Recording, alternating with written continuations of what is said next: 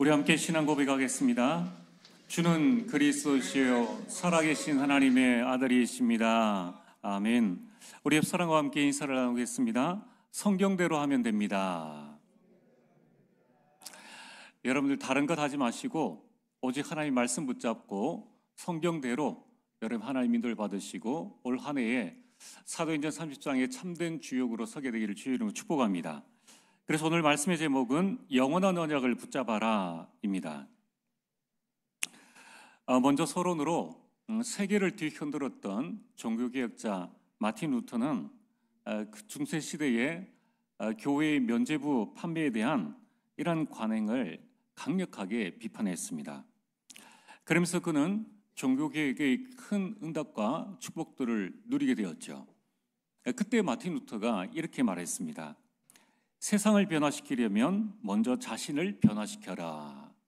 그래서 원래 우리는 이 사도행전 30장의 참된 주역의 응답을 받기 위해서 우리 인생개혁의 응답을 나부터 먼저 받아나가야 합니다. 내가 바뀌면 세상을 바꿀 수 있고 내가 살면 내가 만나는 모든 사람들을 다 살릴 수 있기 때문입니다. 그래서 오늘 창세기 13장 14절에서 18절에 아브라함의 인생개혁이 나옵니다. 창세기 12장 1절에 3절에 하나님은 아브라함을 부르실 때 아브라함이 75세인 걸 아시고 또 그가 연약함을 아셨기 때문에 하나님은 모든 것을 준비하시고 아브라함을 부르셨습니다. 내가 너로 큰 민족을 이루고 내게 복을 주어. 이미 아브라함에게 복을 주셨어요. 그래서 내 이름을 창대하게 하리니 너는 복이 될지라. 너를 축복하는 자에게는 내가 복을 내리고 너를 저주하는 자에게는 내가 저주하리니 땅의 모든 족속이 너로 말미암아 복을 얻을 것이니라. 자, 땅의 모든 족속이 너로 말미암아 복을 얻을 것이라. 그래서 너는 복의 근원이 될 것이다 라는 이 축복을 주셨습니다. 그래서 우리가 예배를 마치고 난 다음에 인생개혁, 종교개혁, 문화개혁이라는 찬양 속에 아브라함이 받았던 5가지 축복을 우리가 찬양하잖아요. 근원적인, 대표적인, 시대적인, 기념비적인, 불가항력적인 이러한 어마어마한 축복을 주셨습니다. 문제는 아브라함이 이러한 세상 사람들 어느 누구도 받지 못한 이 축복을 받고도 그는 그 축복을 누리지를 못했다는 거예요. 응답을 전혀 받지 못하는 삶을 살았습니다. 그래서 그는 늘 미래를 걱정해야 되고 의식주 문제로 어려움을 당해야만 했다는 거예요. 얼마나 안타까운 인생입니까? 그러나 하나님께서 아브라함을 택하셨기 때문에 하나님의 은혜가 아브라함에게 임하였습니다. 창세기 13장 14절에 아주 중요한 단어가 나오죠. 롯이 아브라함을 떠난 후에 이제 아브라함이 그동안 자신이 의지했던 롯을 떠나보냅니다. 롯과의 이별이 되어진 겁니다. 여러분, 이것은 아브라함의 인생기억이에요. 그가 의지하던 모든 것을 버렸습니다. 지금은 부모님들이 자녀들과 굳이 같이 살려고 하지 않습니다. 그러나 여러분, 이 시대는 부족 국가 시대입니다. 그래서 나라가 그들을 지키는 게 아니라 자신의 부족이 자신을 지켜주는 거예요. 그래서 한 사람의 남자라도 더 있어야 자신의 재산과 생명과 모든 것을 보장받을 수가 있습니다. 그래서 아브라함은 하나님께서 비록 떠나라고 하셨고 이러한 축복을 주셨지만은 아브라함의 마음속에는 자신에게 자식이 없었기 때문에 내가 의지할 무언가가 있어야 한다는 거예요. 그 의지의 대상이 바로 롯이었습니다.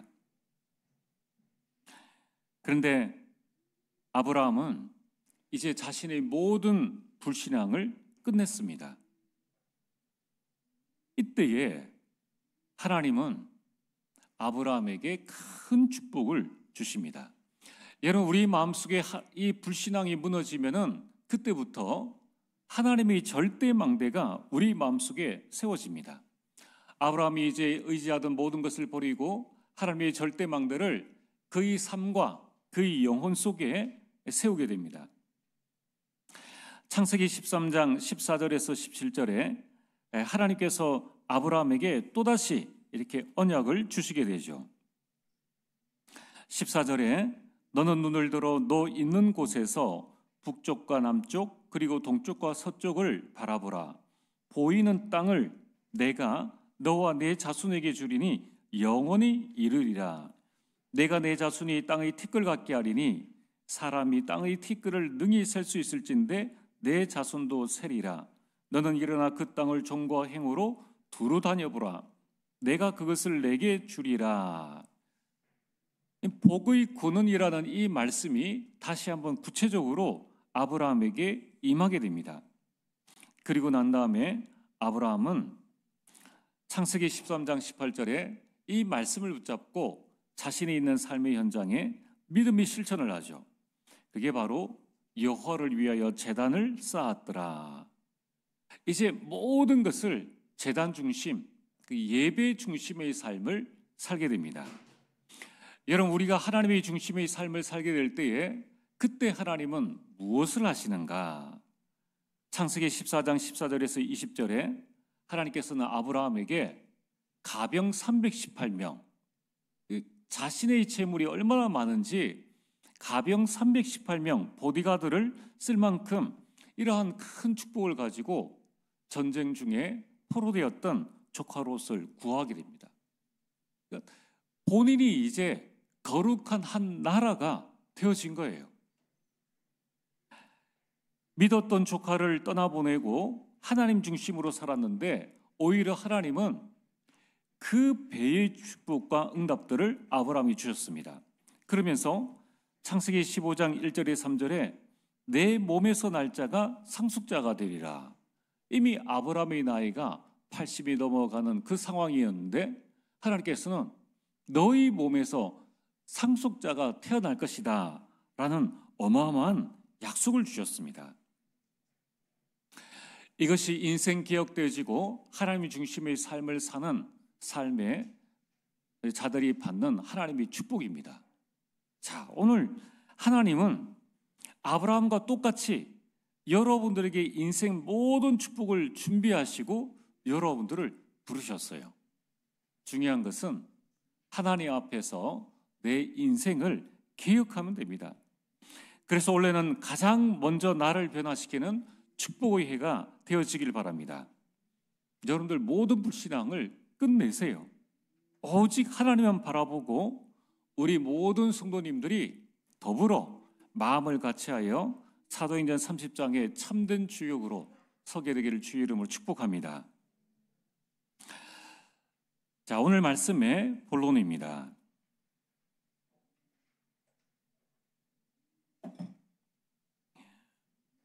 이제 오늘부터는 이 사도행전의 성령행전을 우리는 보게 될 것입니다. 오늘 우리는 1절, 2절 말씀을 통하여서 우리에게 한번 질문해 보아야 합니다. 지금 1절에 데오빌로여라고 말씀하고 있습니다. 자, 데오빌로는 어떻게 그리스도인이 되었을까? 여러분, 우리가 지금 사도행전 1장을 1절, 2절 읽으면서 데오빌로라는 사람이 나오는구나. 이 사람에게 누가가 무언가 편지를 쓰고 있구나, 글을 썼구나 라는 정도만 알고 있습니다. 근데 한번 여러분 이 사도행전을 여러분이 유심히 보면서 이것을 완전 여러분 것으로 만드셔야 돼요. 데오빌로가 어떻게 그리스도인이 되었는가? 여러분 이 사도행전의 수신자는 데오빌로입니다. 그 이름의 뜻은 하나님의 사랑을 받은 자, 하나님을 사랑하는 자라는 뜻입니다. 이 데오빌로는 로마의 고위 관리예요. 전혀 하나님을 알지 못했던 이방인이었습니다. 누가복음 1장 3절에 4절에 보면은 데오빌로를 보고 각하라고 합니다. 무언가 로마의 중요한 일을 담당하고 있던 그런 행정관이었던 것은 분명합니다. 그래서 이 사도행전의 기록 연대는 주후 61년에서 63년, 거의 63년쯤에 이 사도행전을 기록했을 것이다. 그래서 예수님의 생애가 30년인데 이 30년 이후에 바울의 회심이 있었고 바울의 1차, 2차, 3차 전도 여행 이후에 이제 바울이 로마 감옥에 수감되어집니다. 두 번을 수감되어지는데 첫 번째로 로마에 수감되어졌을 때가 63년도입니다. 자, 이때 이제 쓰여진 글이 바로 누가복음입니다. 그리고 사도행전입니다. 누가복음을 먼저 쓰고 누가가 이후에 사도행전을 기록해서 데오빌로에게 전달했습니다. 자, 그렇다면은 누가복음이 쓰여진 연대가 60년이고 사도행전이 쓰여진 연대가 63년이라면 데오빌로는 60년 이전에 예수님을 믿었다고 봐야 됩니다. 그래서 믿는 데오빌로에게 그에게 확신을 주기 위해서 누가복음을 그리고 사도행전을 기록하여서 누가가 전달해 준 겁니다. 자, 그러면은 과연 데오빌로가 예수님을 믿을 만한 상황이고 믿을 만한 인물인가? 데오빌로는요, 세상적으로 전혀 부러운 것이 없는 사람입니다. 그는 대로마 제국의 여러분 행정관이에요. 고급 관리입니다. 그는 아무 부러울 것이 없는 상황입니다. 게다가 이 시기의 로마의 황제는 그 유명한 네로 황제입니다. 그는 54년부터 68년까지 로마를 통치했습니다. 64년도에 로마의 대화재가 일어났을 때 그 화재의 책임을 기독교인들에게 돌리면서 기독교에 엄청난 박해를 가했던 사람이에요. 그때 있었던 고위 관리 중에 한 사람이 데오빌로였습니다. 그러면은 이 데오빌로가 예수님을 믿으려면은 어떤 결단을 해야 되느냐? 여러분, 이 로마는 이방 나라입니다. 그래서 정치적으로는 로마가 전 세계를 다스리고 있었고 문화적으로는 그리스가 이 사상과 학문에 큰 영향을 미치고 있었습니다. 그래서 기독교라는 것은 전혀 찾아볼 수 없는 색깔이었습니다. 종교적으로는 유대교를 비롯한 온 세계 종교가 로마로 흘러와서 혼합, 미신 종교, 우상 숭배와 결합한 음란한 종교들이 판을 치고 있었습니다. 게다가 황제에게 쓰면 큐리오스라는 이 단어를 기독교인들이 예수님께 주여라는 이 단어가 큐리오스라는 이 단어입니다. 그러니까 어마어마한 이 로마의 탄압을 받게 되었고 또 메시아가 온다고 했는데 이 메시아를 예수라고 하니까 같은 동족 유대교에 어마어마한 핍박이 있었습니다. 그래서 그 당시 기독교인들은 자신의 신앙을 가지려면은 사회적 단절, 모든 것들을 내려놔야 돼요. 그리고 그들은 구금, 모임 금지, 사형까지 감내해야 했습니다. 그런 상황에 데오빌로는 이 로마의 고위 관리로 많은 정보력을 가지고 있었습니다. 과연 예수가 그리스도인가? 과연 이들이 말하는 이 예수는 정말 죽었다가 다시 부활한 사람인가? 이러한 많은 정보력을 가지고 이 기독교가 지금 초대의 교회가 어떤 이 상황에 있는지 그 사실들을 뻔히 다 알고 있었던 사람이었습니다. 그러나 그는 온갖 거짓 소문과 사람의 소리에 흔들리지 않고 오직 이 복음 그리스도에만 반응했다는 거예요. 여러분 정말 놀랍지 않습니까? 얼마든지 잘 살 수 있는 그 데오빌로인데 그가 무엇이 부족해서 예수 그리스도를 믿었을까요? 여기에 하나님의 큰 계획이 있다는 것입니다. 여러분 하나님은 구원받기로 작정된 자는 다 복음을 듣게 하신다는 거예요. 주 예수를 믿으라 그리하면 너와 내 집이 구원을 얻으리라. 여러분들이 구원받았다면 여러분 가정에 있는 모든 사람들은 구원 얻기로 작정된 자들입니다. 여러분이 예수님 믿고 직장에 갔습니까? 여러분 주변에 있는 자들은 구원 얻기로 작정된 자들이라는 거예요. 전도는 내 능력이 아니에요. 전도는 어떤 상황도 초월하게 됩니다. 지금처럼 우리가 예수님 믿는다고 감옥에 갑니까? 예수님 믿는다고 누가 우리를 핍박합니까? 오히려 너무 편해서 안 나오는 것이, 너무 놀러 갈 데가 많아서 안 믿는 것이지, 예수님 믿는다고 우리에게 핍박과 환난과 어려움 오는 때는 전혀 아니라는 거예요. 근데 데오빌로는 자신의 모든 것을 걸고 예수님을 믿었다는 것입니다.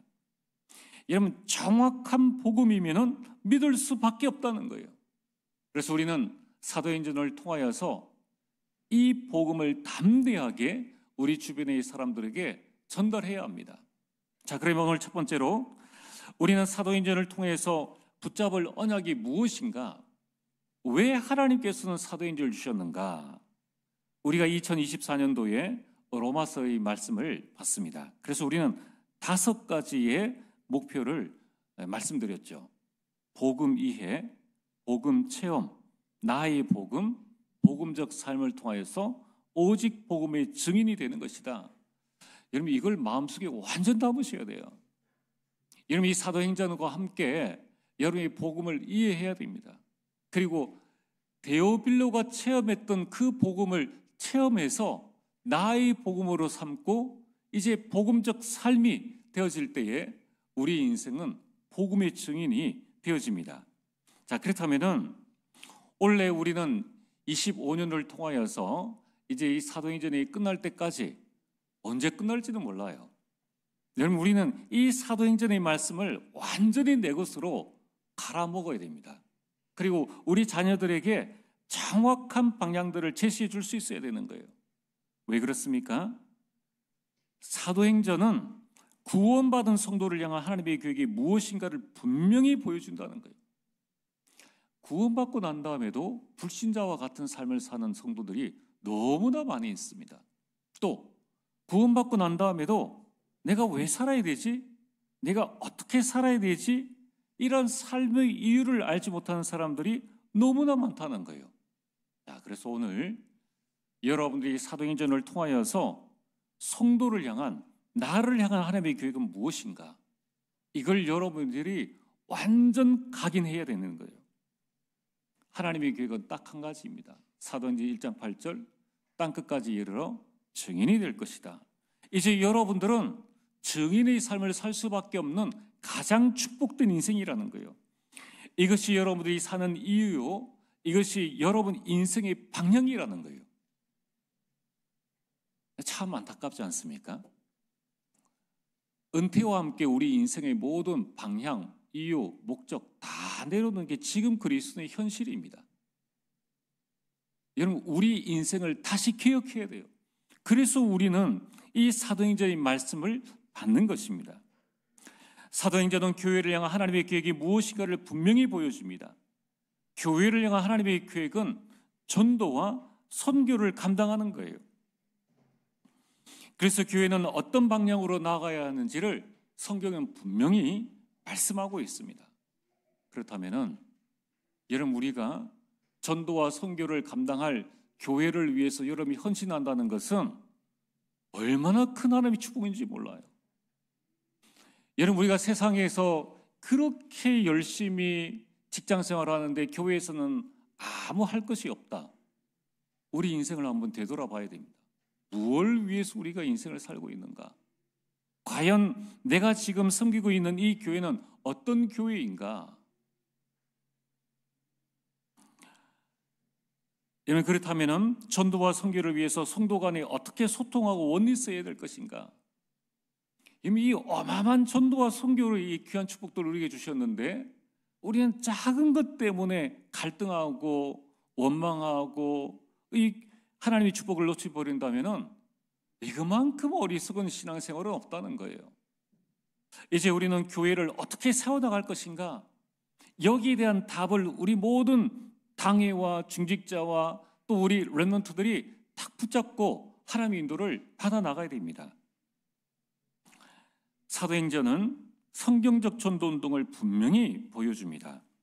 여러분, 세상에는 많은 전도 방법을 말하고 있습니다. 그러나 성경은 그럼 전도가 아니라 전도 운동을 말씀하고 있다는 거예요. 자, 여러분이 전도와 전도 운동은 다릅니다.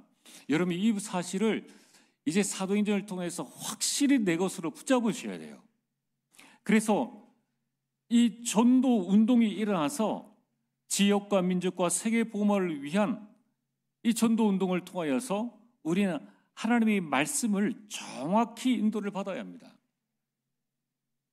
우리는 주님 오시는 날까지 여러분이 전도를 바르게 이해하고 전도 운동을 지속해 나간다면 여러분 인생에 전도자를 위한 냉수 한 그릇, 이 모든 일들이 전부 다 축복으로 와요. 참 여러분이 신앙생활이 어렵습니까?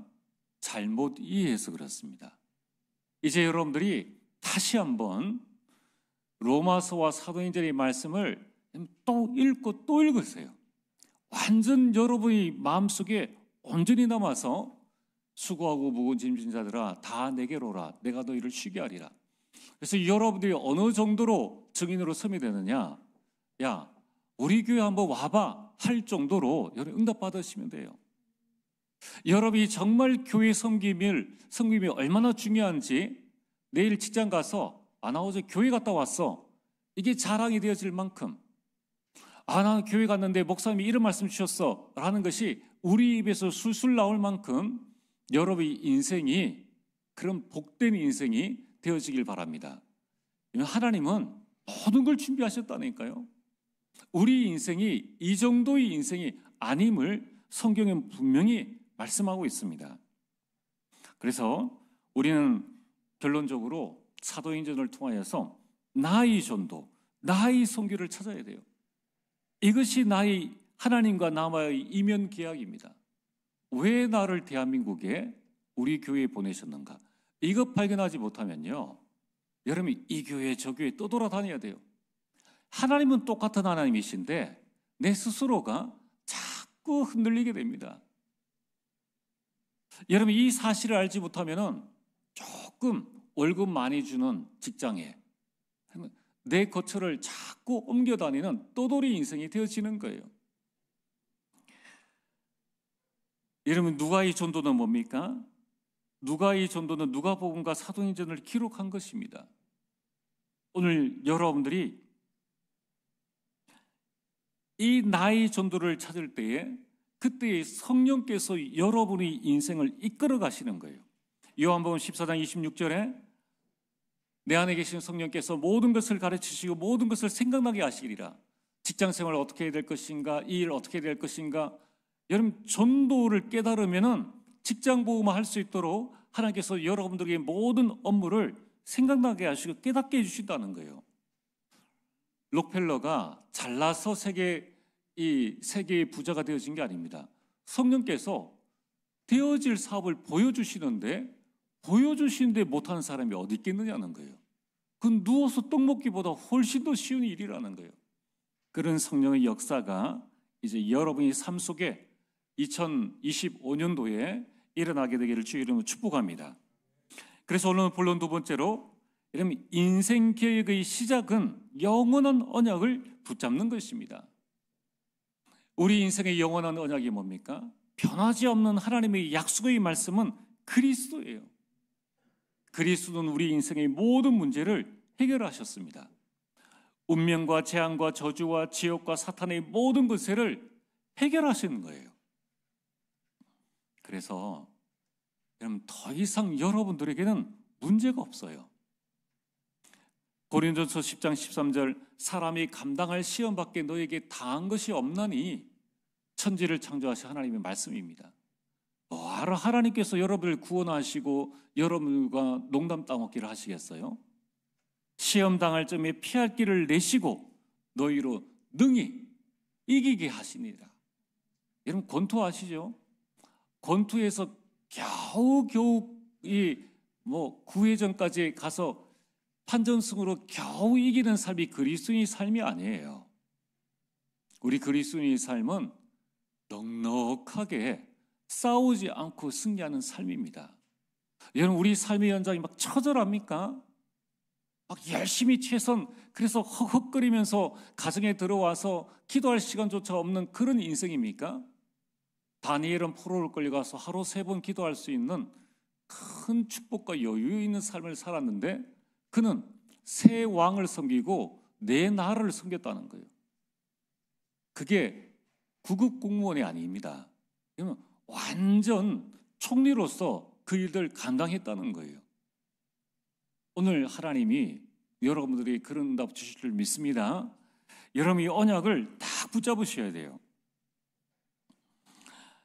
그래서 이 그리스도는 유대인이었던 제자들을 완전히 변화시켰습니다. 그리고 변화된 제자와 성도의 삶이 이 데오빌로를 변화시킨 것입니다. 여러분, 그리스도의 삶, 여러분의 삶은 전도의 큰 매개체입니다. 마태복음 5장 16절에 이와 같이 너희 빛이 사람 앞에 비치게 하여 그들로 너희 착한 행실을 보고, 이 착한 행실은 내가 착해져야지, 그렇다고 해서 내가 바뀌는 게 아니에요. 내게 복음이 있고 내 안에 영원한 그리스도가 있으니까 영원한 기쁨, 그래 나는 과거 문제, 현재 문제, 미래 문제 다 해결되어졌어. 여기에서 오는 기쁨으로 말미암아 모든 사람을 수용하고 이해하고 초월할 수 있는 힘이 생기는 거예요. 그러니까 양보할 수 있다는 거예요. 이러한 복음으로서의 착한 행실을 보고 하늘에 계신 너희 아버지께 영광을 돌리게 하라. 복음적 삶이 전도입니다. 여러분들, 전도자의 삶이 전도예요. 보디발과 바로왕이 요셉의 복음적 삶, 요셉의 전도자의 삶을 보고 여호와가 하나님임을 알게 되었다는 것입니다. 여러분, 그 당시에 지금은 우리가 마음껏 전도할 수 있잖아요. 뭐 지하철에 타고도 옆에 있는 사람에게 예수 믿으라 이야기할 수 있잖아요. 이 당시에는 로마에서 예수 믿는 사람을 잡아오면은 진급시켜주고 현상금을 줬어요. 아무나 전도 못합니다. 데오빌로에게 각하 예수님 믿으세요, 함부로 그런 말을 할 수가 없는 그 시대라는 거예요. 데오빌로가 어떻게 예수님을 믿게 되었습니까? 이런 많은 사람을 다스려 보는데 유독 저 사람은 달라요. 똑같은 노예인데 똑같은 일을 하는데 유독 저 사람은 뭔가 달라요. 저 사람이 뭐지?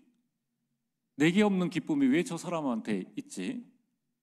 물어보니까 그 사람은 예수 믿는 사람이었어요. 그들의 삶이 데오빌로에게 영향을 미치게 되었고, 그 열린 마음문에 복음을 전하니까 성령께서 역사하시게 되었다는 겁니다. 그래서 오늘 본론에 우리가 해야 할 일은 뭡니까? 영원한 언약인 그리스도가 그리스도 되도록, 복음이 복음 되도록 오직 그리스도가 되게 하라. 갈라디아서 2장 20절에 이제는 내가 사는 것이 아니요 내 안에 그리스도께서 사시는 것이라. 여러분 속에 그리스도가 풍성히 살게 되기를 주의 이름으로 축복합니다. 그래서 여러분들, 우리는 이 그리스도의 하신 일이 데살로니가 교회에는 데살로니가전서 1장 5절에 이 그리스도의 일이 능력으로, 성령으로, 큰 확신으로 나타났다는 거예요. 여러분, 그리스도 충만하면 이런 일들이 일어날 줄 믿습니다. 나는 연약한데 하나님의 능력과 놀라운 성령의 역사, 바람 같은 불 같은 성령의 역사, 그리고 남에게 없는 큰 확신이 여러분들에게 나타난다는 거예요. 여러분, 이 복음과 그리스도는 말로만 전달되어지는 것이 아닙니다. 그래서 믿음의 역사가 나타나고 사랑의 수고가 나타나고 소망의 인내가 나타나는 거예요. 모든 믿는 자의 본이 되어지는 것입니다. 그래서 복음이 지속될 수밖에 없는 것입니다.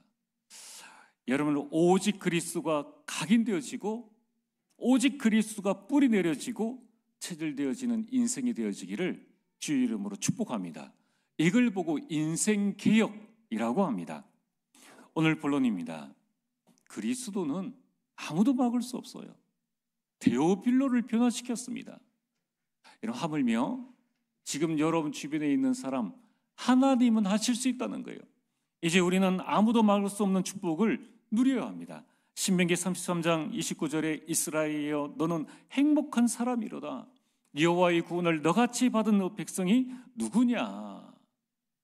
여러분에게 구원의 기쁨과 감격이 날마다 넘쳐나게 되기를 바랍니다.